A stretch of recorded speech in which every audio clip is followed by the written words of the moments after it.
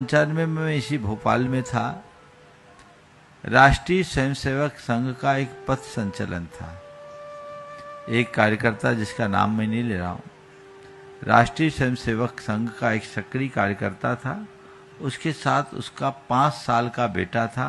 वो भी half pant, सफेद शर्ट और टोपी, काली टोपी पहनकर हाथ में इतनी सी रूल लेकर आया था। मैंने जब उसके पिता से पूछा तो बोला, महाराज जी मैं इसे राष्ट्र के लिए पाल रहा हूं, मेरी इच्छा है कि मैं इसे राष्ट्र को समर्पित कर दूं।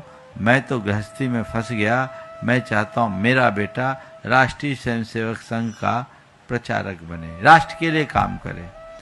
मैंने उस बेटे से कहा, क्यों तुम्हारे पिता पापा कह रहे हैं वो सही है।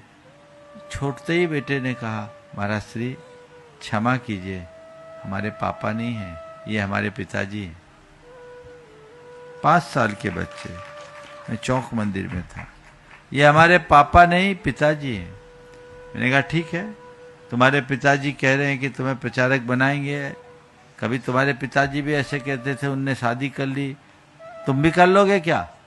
अरे महाराज जी क्षमा कीजिए, मेरे पिताजी की शादी नहीं हुई, शादी में तो बर्बादी है, मेरे पिताजी का विवाह हुआ है।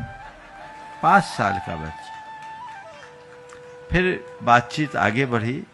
मैंने उस बच्चे से कहा, जाओ आप खाना खा लो। आपने खाना खा लिया? मैंने पूछा, खाना खा लिया? बोला, महाराज हम खाना नहीं खाते, खाना तो मियाँ खाते हैं, हम भोजन करते हैं। एक 5 साल के बच्चे के मुख से ये बात सुनकर मैं हतप्रभ रह गया। ये संस्कार पिता के दिए हुए संस्कार थे। ऐसे संस्कार यदि बच्चों में घोंट घोंट के भर दे तो बच्चे आपसे विमुख कभी नहीं जाएंगे। इसलिए मैं पुनः दोहराता हूं, बच्चों को धर्म सिखाने की जगह बच्चों में धर्म जगाने का उपक्रम कीजिए। जब धर्म जगेगा, जीवन बदलेगा।